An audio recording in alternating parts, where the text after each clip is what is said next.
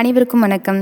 சற்று முன் வெளியான முக்கிய அறிவிப்பின்படி ஆகஸ்ட் 17ஆம் தேதி ஓய்வூதியம் வாங்கக்கூடியவர்களுக்கு, குறிப்பாக மத்திய அரசு ஓய்வூதியதாரர்கள், தமிழக அரசு ஓய்வூதியதாரர்கள், ஆசிரியர் ஓய்வூதியதாரர்கள், குடும்ப ஓய்வூதியம் வாங்கக்கூடியவர்களுக்கு முக்கியமான அப்டேட்கள் வந்துள்ளது.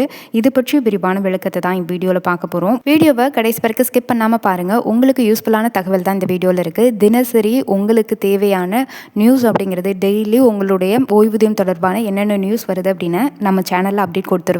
டெய்லி ஒரு வீடியோ கட்டாயம் உங்களுடைய ஓய்வூதியதாரர் தொடர்பாக இருக்கக்கூடிய அப்டேட்டை விளக்கம் கொடுத்து ஒரு வீடியோ வரும். மறக்காமல் சேனலை சப்ஸ்கிரைப் பண்ணிக்கோங்க. வாங்க வீடியோக்குள்ளே போகலாம்.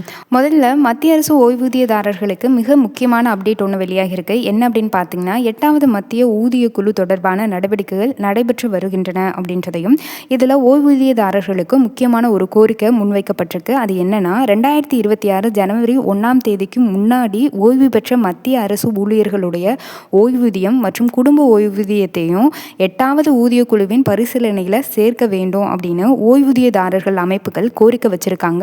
குறிப்பாக பழைய ஓய்வூதியதாரர்கள் மற்றும் குடும்ப ஓய்வூதியதாரர்கள் புதிய ஊதிய குழுவின் பலன் கிடைக்க வேணும் அப்படின்னு சொல்லி தான் இந்த கோரிக்கை அப்படிங்கிறது இருக்கு. அண்ட் இந்த கோரிக்கை தற்போது முன்வைக்கப்பட்டுள்ளதே தவிர்த்து ஓய்வூதியம் இவ்வளவு ரூபாய் உயர்த்தப்படும் அப்படின்னு சொல்லி மத்திய அரசு இதுவரைக்குமே இறுதி முடிவு அப்படிங்கிறது வெளியிடலை. அதனால மத்திய அரசு ஓய்வூதியதாரர்கள் 8வது ஊதிய குழுவின் அடுத்தடுத்த நடவடிக்கைகளில் கவனமாக இருக்கிறது ரொம்ப ரொம்ப முக்கியம். அடுத்தது தமிழக அரசு ஓய்வூதியதாரர்களுக்கு முக்கியமான விஷயம், தமிழக அரசு ஓய்வூதியதாரர்கள் மற்றும் குடும்ப ஓய்வூதியதாரர்களுக்கான அகவிலைப்படி தற்போது 60% உயர்த்தப்பட்டுள்ளது. இந்த உயர்வு 2026 ஜனவரி 1ஆம் தேதி முதல் அமலுக்கு வரும் வகையில் தமிழக அரசு உத்தரவிட்டிருக்கு. என்ன அப்படின்னு கேட்டிங்கன்னா, இதனால அடிப்படை ஓய்வூதியம் அல்லது குடும்ப ஓய்வூதியத்தின் அடிப்படையில் அகவிலைப்படி கணக்கிடப்படும் போது தொகையில் மாற்றம் அப்படிங்கிறது ஏற்படும். தமிழக அரசு ஊழியர்கள் மற்றும் ஆசிரியர்களுக்கு மட்டுமல்லாமல் இந்த ஓய்வூதியம் மற்றும் குடும்ப ஓய்வூதியம் பெறுபவர்களுக்கும் இந்த உத்தரவு முக்கியமானதாக கருதப்படுது.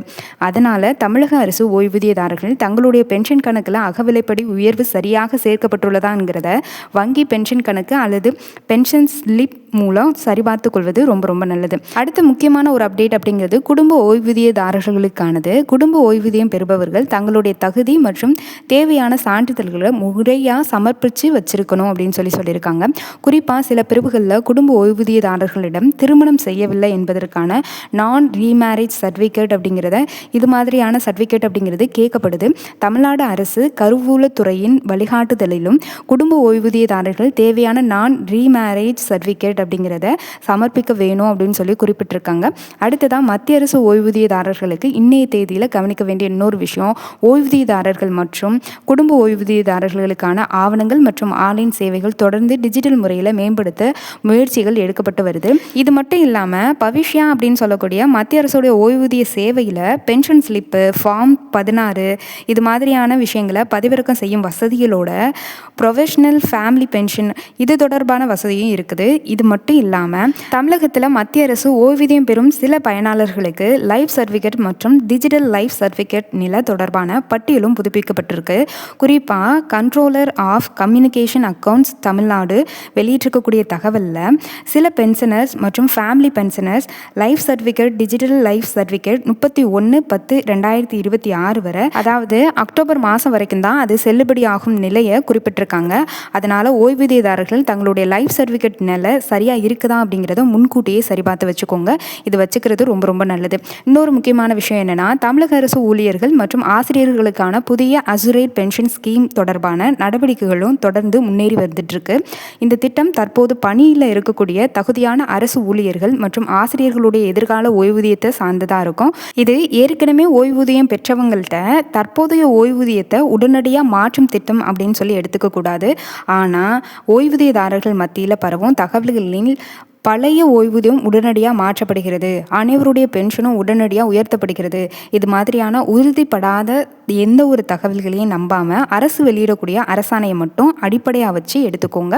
ஆக இன்னைக்குரிய நாள்படி ஓய்வூதியதாரர்கள் முக்கியமாக கவனிக்க வேண்டிய விஷயங்கள் சுருக்கமாக சொன்னோன்னா, முதல் அப்டேட்டாக மத்திய அரசு ஓய்வூதியதாரர்கள் ஓய்வூதியம் மற்றும் குடும்ப ஓய்வூதியத்தை 8வது ஊதிய குழுவில் சேர்க்க வேணும் அப்படின்னு சொல்லி கோரிக்கை தற்போது முக்கியத்துவம் பெற்றுட்டு வருது.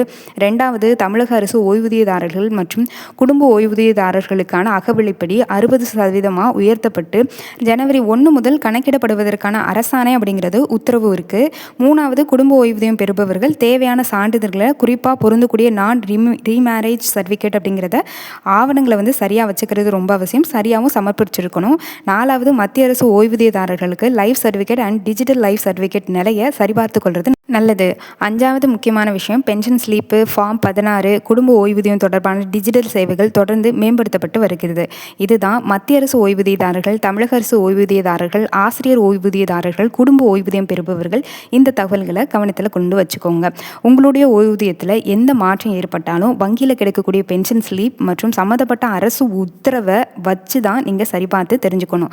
ஓய்வூதியதாரர்களுக்கு அதிகாரப்பூர்வ புதிய அறிவிப்பு வெளியானுச்சு அப்படின்னா நம்ம சேனலில் டீட்டெயில் இன்ஃபர்மேஷன் அப்படிங்கிறத அப்லோட் பண்ணுறேன். சேனலை மட்டும் மறக்காமல் சப்ஸ்கிரைப் பண்ணிக்கோங்க. வீடியோ யூஸ்ஃபுல்லாக இருந்தால் மறக்காமல் லைக் பண்ணி கீழே ஹைப் பண்ணி எல்லோ கலர் ஸ்டார் காமிக்கும் ஹைப் பண்ணி விடுங்க. நன்றி.